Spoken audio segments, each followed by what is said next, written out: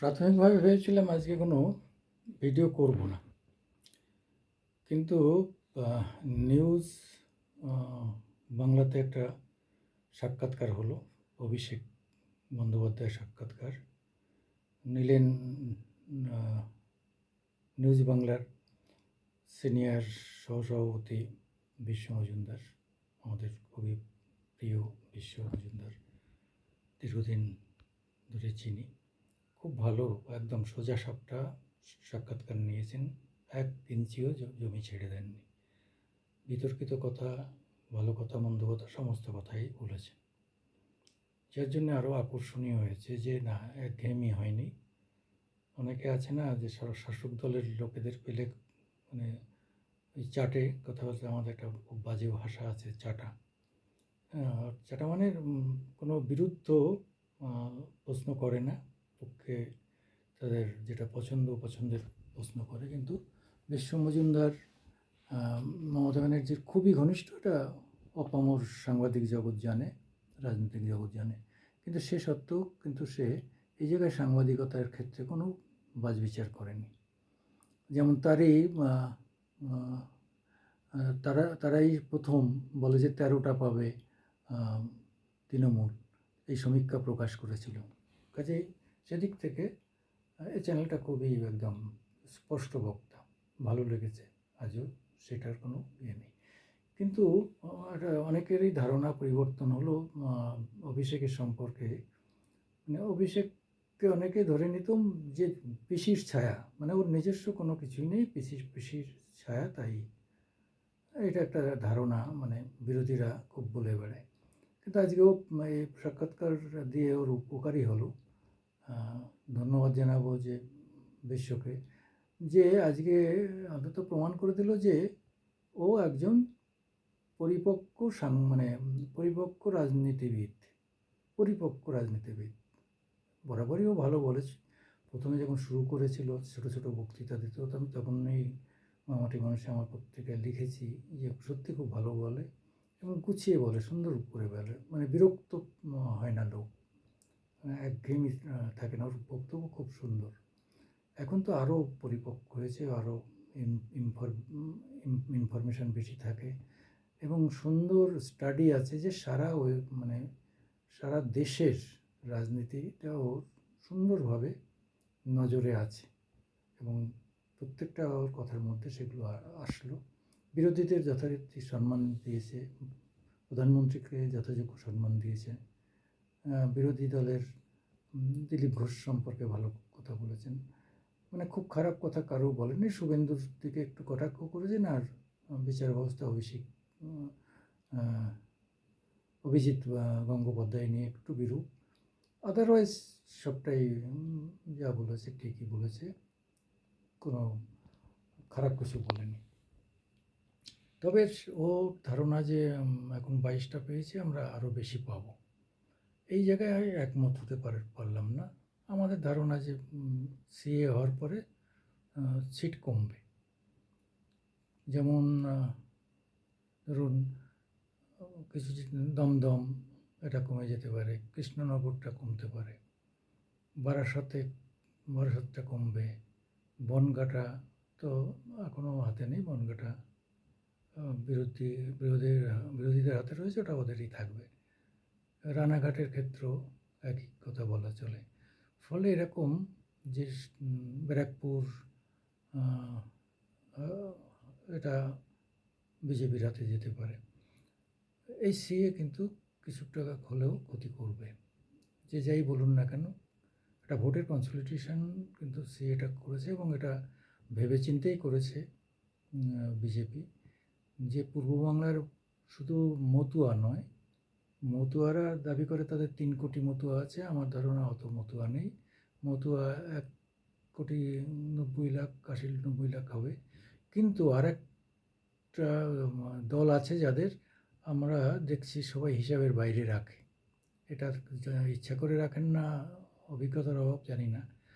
আরে বাবা, উচ্চ শ্রেণীর বা মধ্য শ্রেণী যে হিন্দু ওপার থেকে বামুন কায়স্থ ছাড়াও বৈশ্যরা এসছে, নাথ দেবনাথরা এসছে, তারপরে অনেক ধরনের ব্রাহ্মণ ক্ষত্রিয় অনেকেই এসছেন।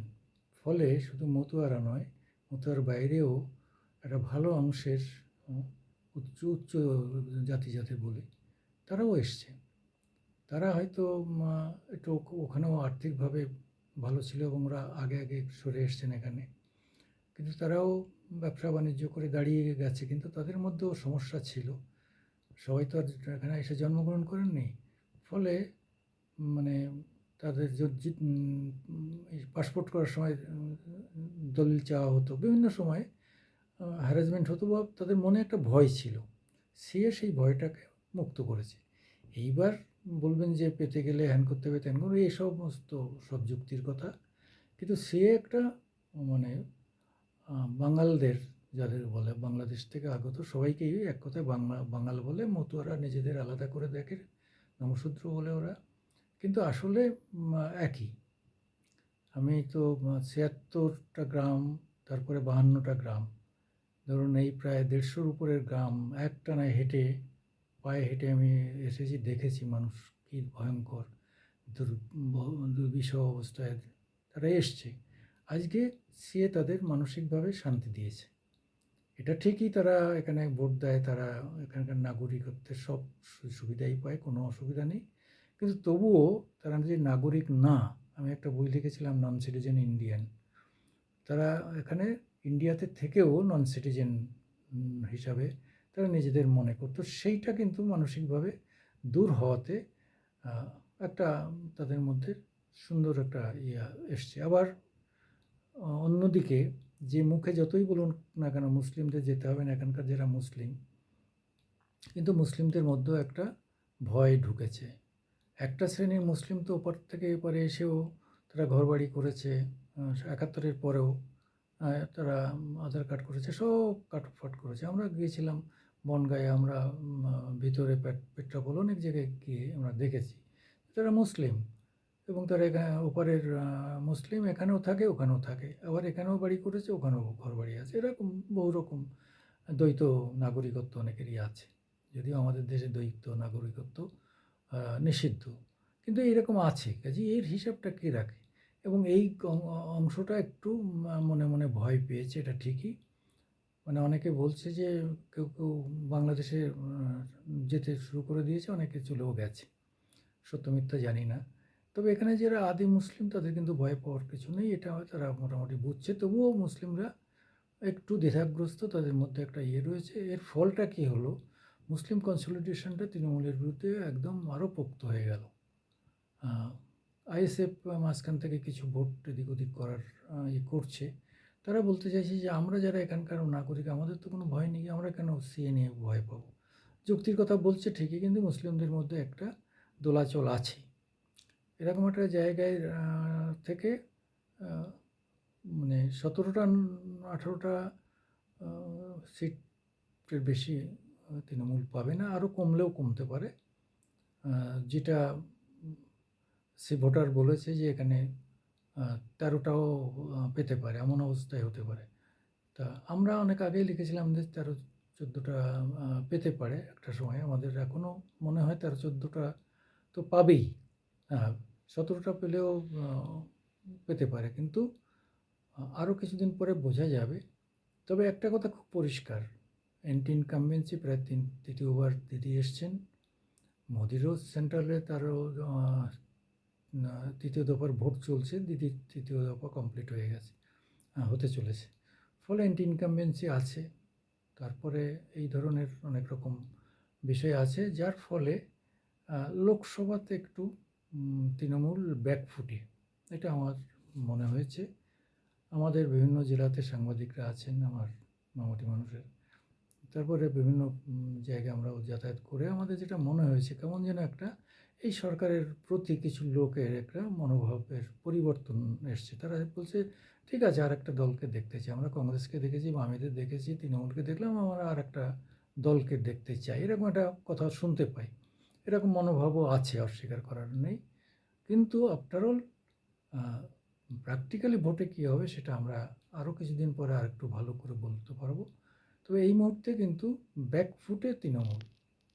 নমস্কার, আমরা সুকুমার দেবনাথ আপনাদের কাছে অনুরোধ করছি আমাদের একটু লাইকস দেবেন, আমাদের একটু সাবস্ক্রাইব করবেন আপনাদের যদি ভালো লাগে।